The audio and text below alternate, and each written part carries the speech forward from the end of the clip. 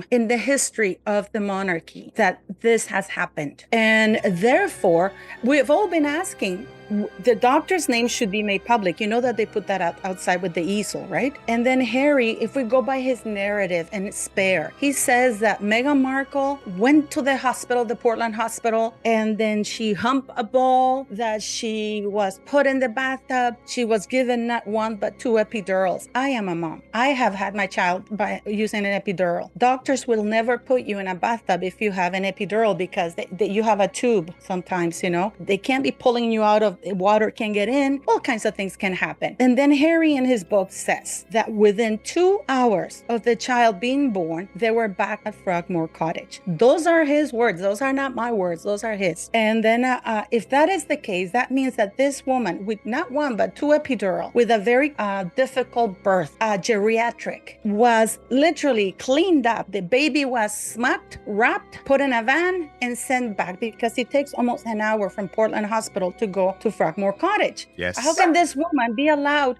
That is a medical liability. If you had the option, P. Diner, to interview Meghan Markle, what would be the 3 things that you would like to ask? I would ask her, girl, did you give birth to those children? Did you really birth those children? That's what I would ask her. Show me the birth certificate, okay? Yeah, show us the birth certificate. Some royal stories fade after a few days and never return. Others keep coming back because one specific detail refuses to stop generating questions. And the story of Archie's birth is one of the most persistent examples of that second category. Years after the official records were filed, the public announcements were made, and the photographs were released, people are still revisiting the timeline and asking why this particular royal birth unfolded so differently from everyone that came before it. The answers, to the extent they exist at all, remain largely private. But a consistent collection of unusual details continues sparking debate among royal commentators and members of the public who have been following this family closely for years. Another thing that I know that they do, if a royal lady who's about to give birth, there's 2 phone calls that the security team makes. 1 to the palace to inform Her Majesty that, you know, she's gone into labor. And 2, that to the security, the head of security, to secure the premises where they go. Harry claims that they didn't do any of that. That means that the royal police protection officers violated security protocol, which will be a first. So I had so many questions. I wrote to Parliament. I sent you the emails for a Freedom of Information Act request. I just wanted them to verify to me that the baby was born in Portland in the names of the doctors, which should be of public information because those children are included in the line of succession. You read what they sent to me. They said that they're not in the business of delivering babies, which is a very weird answer to give because Parliament is in charge of verifying that all royal children meet the legal requirements to be in the line of succession, and documents are sent. To understand why this discussion keeps returning, it helps to start with direct comparison. When Prince George was born, the official announcement displayed outside Buckingham Palace included the names of the doctors who attended the birth. The same happened when Princess Charlotte arrived. The same again with Prince Louis. Those names were never included as mere ceremony or decoration.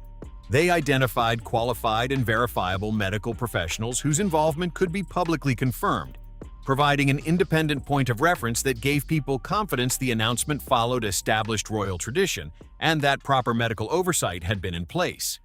When Archie was born on May 6, 2019, the announcement outside Buckingham Palace appeared familiar on first glance. It listed the time of birth, confirmed the baby's weight, and noted the birth had taken place at Portland Hospital in London.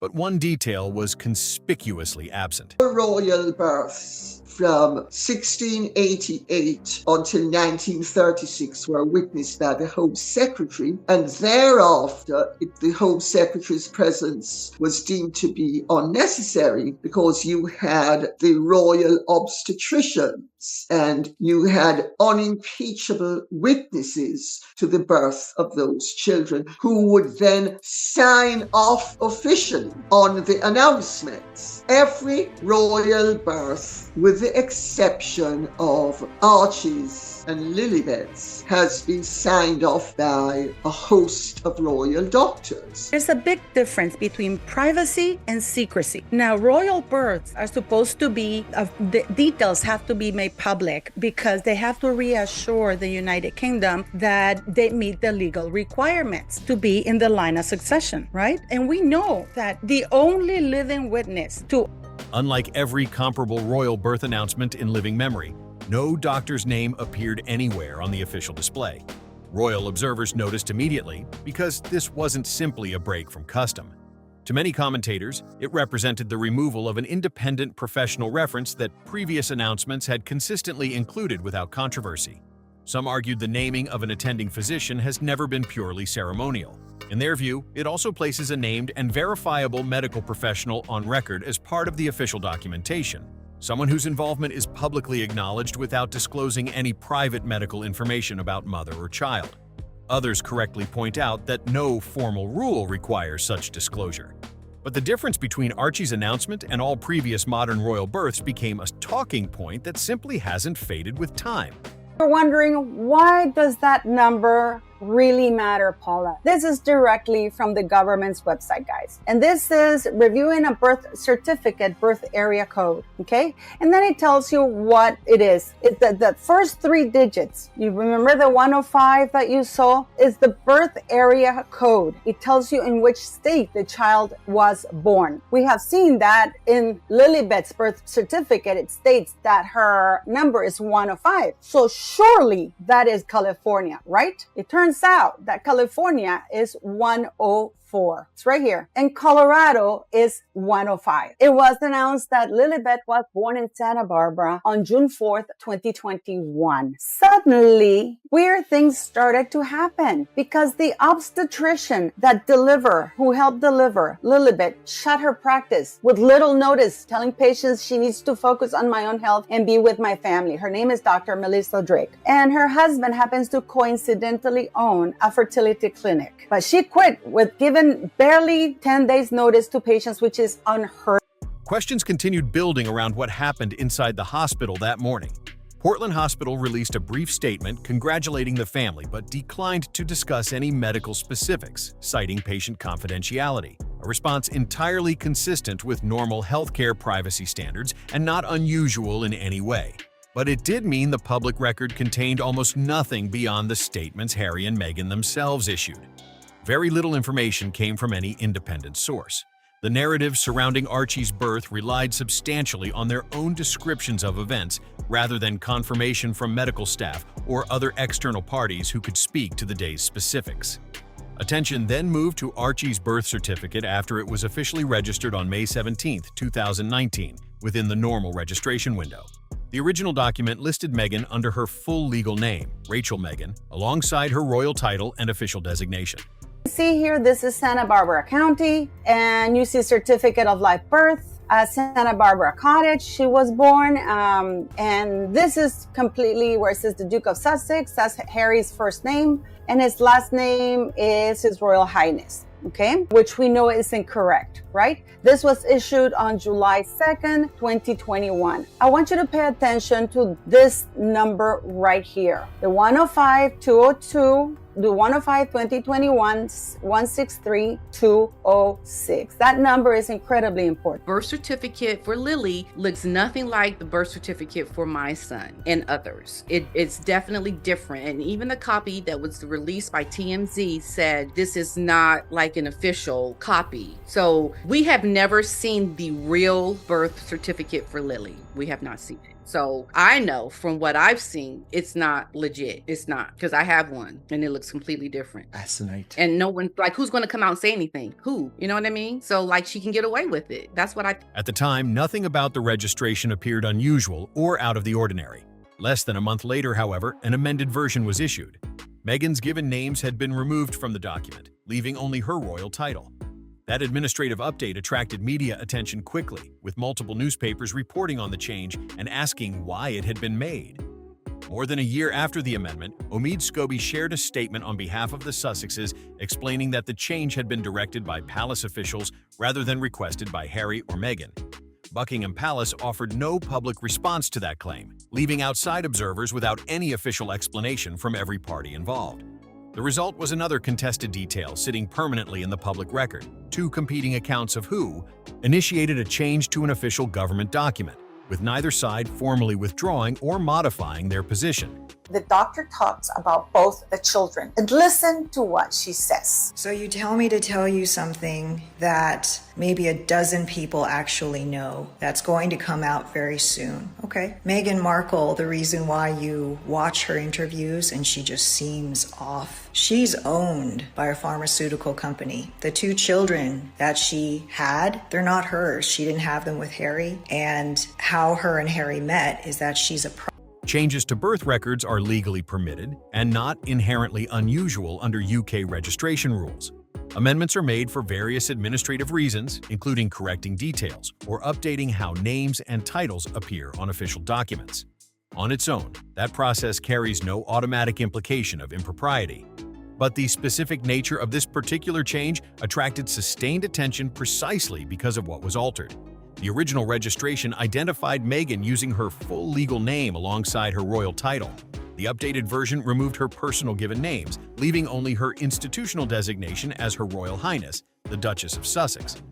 Whether that decision came from palace officials, from representatives for the Sussexes, or through a straightforward administrative process has never been fully and publicly explained by everyone involved.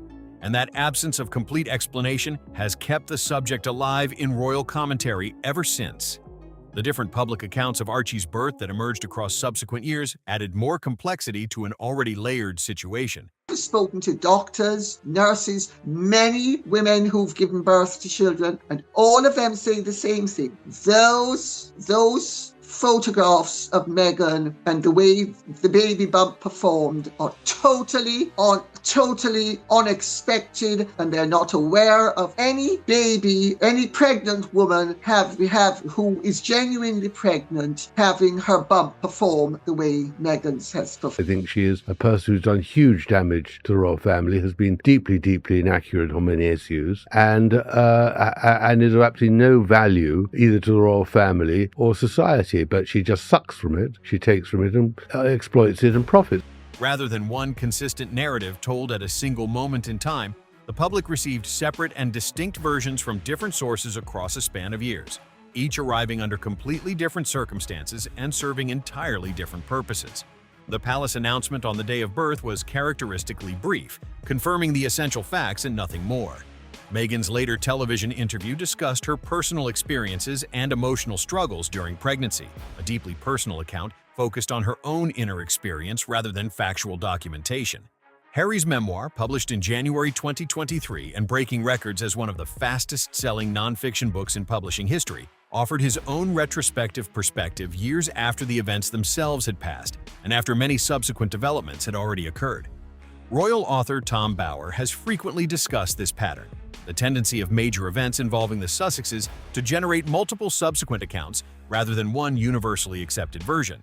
Other royal babies in the line of succession have had their births signed off. Princess Eugenie, Princess Beatrice, Sarah York, Diana Wales, Catherine Wales, you name it. Everybody knows where the babies came from, at what time, with proof. The only two children that there is no proof for is Prince Archie Bunker and Princess Lily. You better hope that she's rarely entitled to what they claim she's entitled. Then when the baby was born, when Archie was born, that was another, in my view, a disaster, because I knew we was not going to get a picture of it. Everybody was hoping we would get. His approach throughout his career has centered on comparing official announcements, published interviews, public statements, and documented timelines to identify areas where accounts appear to diverge or contradict each other. His books have consistently generated debate, praised by supporters of his methodology, and questioned by critics who argue the same information can support multiple legitimate interpretations depending on context and perspective. In March 2026, Bower released Betrayal, continuing his established practice of examining publicly available records, statements, and timelines side by side. The publication generated immediate discussion across royal commentary and mainstream media. The Sussexes' representatives responded publicly. And once again, the exchange illustrated how dramatically the same set of documented events can be interpreted by different parties working from different frameworks and arriving at different conclusions about what the evidence actually demonstrates. The public rollout surrounding Archie's birth differed notably from the approach taken with previous royal children in ways that went beyond the announcement itself. For Prince George, Princess Charlotte, and Prince Louis, Forget that when Prince Philip died and the Queen placed that envelope, remember that? It said Lilibet. And she said that she didn't want anybody else using that particular endearing name, that died with Prince Philip. And what did Meghan Markle do? Just think of the deviousness, the evil of... The expected hospital was publicly known before the birth took place. The same had been true for earlier royal births, including those of Princess Beatrice and Princess Eugenie, both of whom were also born at Portland Hospital, meaning the institution itself was familiar territory in the context of royal births. In the months preceding Archie's arrival, media reports suggested Harry and Meghan were planning a home birth at Frogmore Cottage with a midwife-led team. Those reports shaped public expectations significantly. And because photographers weren't positioned outside a London hospital, many people were genuinely surprised when the official announcement on May 6th revealed that Archie had already been born at Portland Hospital. The biggest departure from previous practice wasn't the choice of hospital, but the fact that confirmation only came after the birth had already taken place, rather than as a part of any advance communication about the plan. The first public appearance of the new baby also departed from established modern royal practice.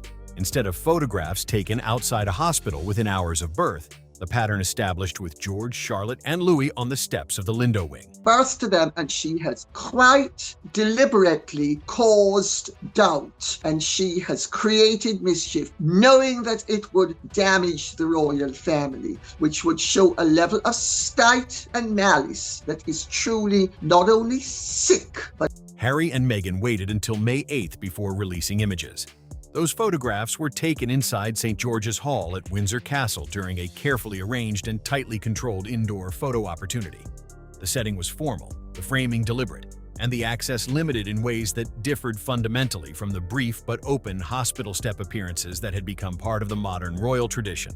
Some commentators interpreted this as reflecting the couple's stated desire for greater privacy and control over how family moments were shared publicly. Others viewed it simply as a different communication approach that better suited their preferences and values. The contrast with previous royal births remained impossible to ignore regardless of interpretation. When Princess Lilibet was born in California on June 4, 2021, the first member of the British royal family born outside the United Kingdom in more than a century, her arrival attracted worldwide attention. Only will talk to people who repeat their own narrative. Yes. And who they can control. So the idea that you could get the truth from the Sussexes is contradictory. I think that's the whole issue, that they were globally, and they are globally known, but because of the way they behaved in the last 4 or 5 years, and as the price of betrayal, they are now, their reputation and their status and their fortunes are crushed. The announcement came through Archewell 2 days later and emphasized the personal significance of her name, explaining that Lilibet honored Queen Elizabeth II's lifelong family nickname, while Diana paid tribute to Harry's late mother. Initial reactions were widely warm. A tribute connecting the new generation to both sides of Harry's family heritage seemed genuinely touching to many people. That warmth was quickly complicated. The BBC reported, citing a palace source, that Queen Elizabeth II had not been asked for permission before her private family nickname was used publicly in the baby's name announcement. Buckingham Palace issued no detailed public response. Representatives for the Sussexes disputed the reporting strongly, stating that Harry had spoken with the Queen before the announcement and that she had been supportive, that the name would not have been used without that conversation having taken place. The BBC stood by its journalism. Legal representatives for the Sussexes challenged the report's accuracy. Two conflicting accounts entered the permanent public record, and neither party has withdrawn or materially modified their position in the years since. The Queen said, nobody uses that name anymore around me. I do not want to hear it anymore. That died with my husband. What did Meghan and Harry do? They named their child Lilibet, and they lied to the Queen because they told the Queen the child would be named Lily. Hence the tweet from Prince William and from Kensington Palace saying, we're delighted to announce the birth of Lily, because that's the name that Palace, the Queen, and everybody around them were told that invisible child was going to. The subject resurfaced in early 2024 when royal author Robert Hardman published Charles III, New King, New Court, which included a claim from an unnamed palace source describing how Queen Elizabeth II had reportedly felt after learning of the name announcement. Coming from an anonymous source rather than any public statement, readers have reached divergent conclusions about the appropriate weight to assign it. Some treat it as significant behind-the-scenes testimony from someone positioned to know. Others argue it should be treated with considerable caution, precisely because it cannot be independently verified. That range of responses reflects the broader challenge that characterizes almost every aspect of this story. Pictures of Archie that was taken by the Press Association and showing her on my phone, and she sort of, and that was the first time she saw him, so it was difficult times. I mean, obviously when William was born and Harry was born and George and Charlotte and Louis, we got great pictures outside the hospital. I remember, and William and Catherine especially, they made such an effort to show the whole world their new. The same information consistently produces opposite conclusions depending on which sources the reader finds credible and which analytical framework they bring to the evidence. One pattern that royal commentators reference consistently across all of this material is that major events connected to the Sussexes tend to generate multiple competing narratives almost immediately, rather than producing one clear and accepted account. Official palace statements are typically brief, limited in detail, and carefully worded to minimize additional exposure. Personal interviews naturally emphasize individual experience and emotional perspective. Investigative authors rely on confidential sources who may have their own motivations and limitations. Media organizations work according to their own reporting standards and editorial judgments. When all of those different approaches intersect around the same events, inconsistencies almost inevitably emerge. And those inconsistencies predictably become the focus of sustained public debate. Mr. Bauer's commentary has long crossed the line from criticism into fixation. This is someone who has publicly stated the monarchy in fact depends on actually obliterating the Sussexes from our state of life, language that speaks for itself. What keeps this particular cluster of stories alive isn't any single dramatic revelation or newly uncovered document.